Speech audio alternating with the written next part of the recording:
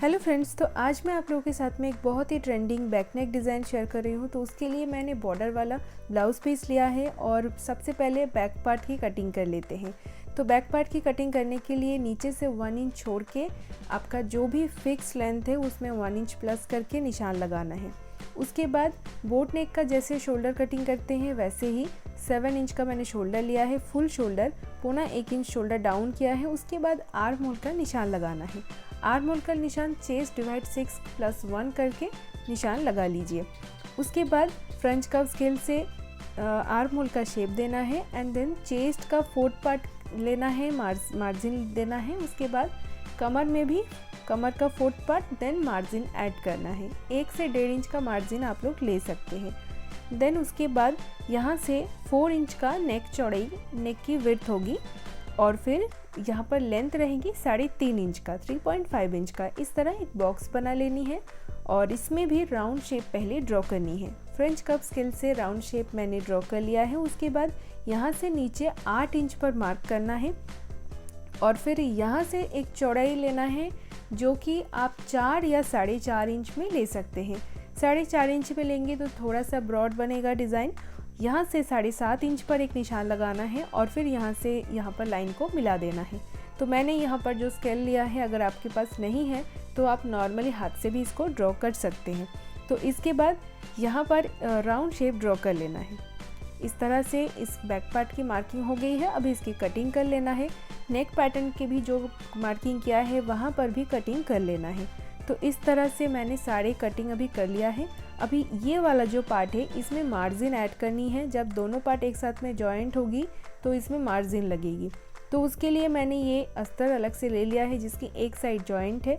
Joint वाली side पर इस पैटर्न को रखना है, जॉइंट साइड पर मिलाते हुए। फिर इसमें सिर्फ इस साइड पर कटिंग मार्जिन ऐड करनी है। 1 इंच का मार्जिन ऐड करके कटिंग कर लेना है। अभी मार्जिन लिया हुआ जो फैब्रिक है वही यूज़ करनी है और फिर इसे मेन फैब्रिक के ऊपर रख के कट कर लेना है। तो इस टाइम बॉर्डर को छोड़ के कट करना है। तो इसी तरीके से एक्स्ट्रा मार्जिन नहीं लेना है, जस्ट कट कर लीजिए। इसके बाद जो भी बॉर्डर मैंने छोड़ दिया था उसे पूरा कट कर लेना है। और इसमें देखिए मेरे बॉर्डर पे दोनों अलग अलग पैटर्न दिया गया है। सिर्फ नीचे वाला पैटर्न लूँगी और इस डिज़ाइन को मैं बनाऊँगी। तो इसके बाद मैंने बुकरम लिया है। मोटा वाला एक बुकरम ले लेना है जिसका चौड़ाई 4.5 इंच है। यहाँ पर 1/2 इंच की दूरी पर एक मार्क करनी है। इस तरह से ये पहला मार्किंग होगी और ये जॉइंट साइड से मैं कर रही हूँ। इसके बाद यहाँ से 1 इंच की दूरी पर एक मार्क करना है। 1 इंच की दूरी पर मार्क करने के बाद यहाँ पर भी सीधा लाइन ड्रॉ कर लेना है। और इसके बाद मैंने यहाँ पर एक वैसलीन का ढक्कन लिया है जिससे कटवर्क का जो शेप है वो थोड़ा सा फैला हुआ रहेगी। कटवर्क का बहुत टाइप का शेप होता है। एक तो वो छोटा वाला राउंड का होता है और इस तरह अगर आप कोई फैला हुआ ढक्कन लेंगे तो इस तरह इस टाइप का शेप बनेगा। जैसा लेंगे वैसा ही शेप आएगा। तो इस तरह इसे हम कट कर लेंगे। 3 इंच का चौड़ाई मैंने लिया है, उतना हमें बॉर्डर रखना है। तो इस तरह मैंने बुकरम को कट कर लिया है और कटवर्क शेप का भी कट कर लेंगे।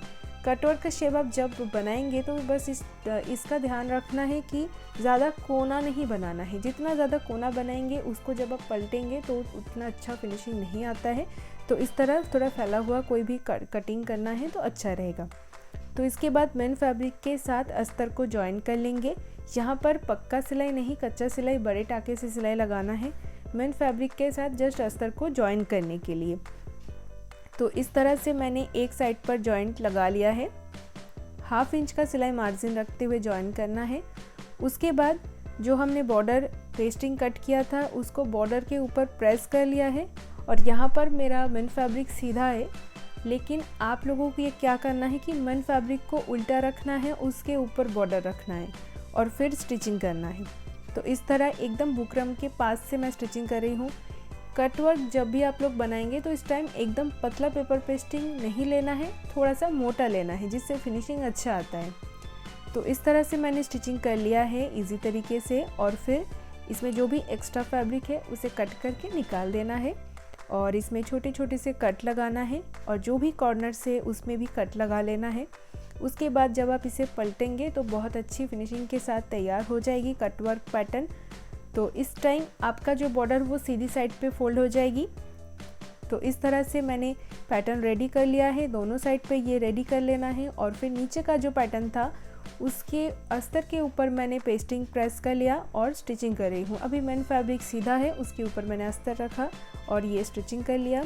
यहाँ पर छोटे छोटे कट लगाना है। इस पैटर्न को फोल्ड करके सेंटर से एक और सिलाई लगाना है। इस तरह से सिलाई लगाने के बाद अस्तर को पलट देना है, ऊपर से एक बार प्रेस लगा लेना है, फिर उसके बाद स्टिचिंग करना है।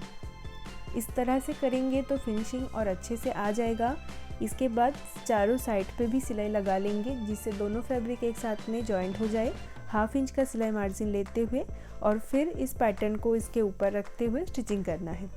ये वाला डिज़ाइन आजकल इंस्टाग्राम पे बहुत ज़्यादा ट्रेंडिंग है और ये डिज़ाइन तैयार करने के बाद भी बहुत अच्छा लगता है। तो इस तरह से इस पैटर्न को स्टिच कर लेना है धीरे धीरे। तो दोनों साइड पे ही मैंने स्टिचिंग कर लिया है। एक साइड पे हो गया है मेरा, अभी दूसरी साइड पे मैं आप लोगों को दिखाती हूँ। नीचे से स्टिचिंग करना है तो फिनिशिंग अच्छा आ जाएगी। तो बस इस तरह से मैंने स्टिचिंग कर लिया है और यहाँ पर स्टिचिंग करने के बाद ऊपर जो राउंड शेप है वो भी खुला हुआ है, इसमें ओरेप पट्टी लगा के इसको रेडी कर लेना है। तो इस तरह से मैंने 1 इंच का ओरेप पट्टी कट कर लिया है और इसमें जस्ट नॉर्मली सिलाई लगा के मैं मशीन से स्टिच कर लूँगी। अगर आप लोग चाहो तो ओरेप पट्टी पे तुरपाई लगा सकते हो। और इस तरह से मैं ऊपर से एक प्रेस स्टिच लगा रही हूँ। इसको लगाने के बाद इसको उल्टी साइड पे फोल्ड करके स्टिचिंग कर लेना है। तो बस इस तरह से दोनों साइड पे स्टिचिंग कर लेना है। तो फिनिशिंग के साथ ये पूरा डिज़ाइन हमारा तैयार हो जाएगा। नीचे कमर पट्टी लगाना अभी बाकी है, तो इसे करने के बाद नीचे मैं कमर पट्टी भी लगा लूँगी। कमर पट्टी की चौड़ाई 2 इंच रखनी है। कमर पट्टी पे भी आप लोग तुरपाई लगा सकते हो। मैं मशीन पे ही स्टिच लगा लूँगी तो इसलिए मैंने सेंटर पे एक प्लेट लगाई है। तो अभी इस तरह ऊपर से टॉप स्टिच लगा लेना है और फिर इसको दोनों साइड पे फोल्ड करके पीछे से स्टिच कर लेना है।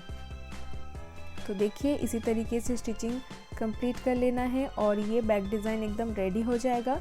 तो ऊपर वाली साइड पर मैंने डोरी लगाई है। अगर आप लोग चाहो तो वहाँ पर बटन लगा सकते हो। डोरी लगाएंगे तो और ज़्यादा सुंदर लगेगा।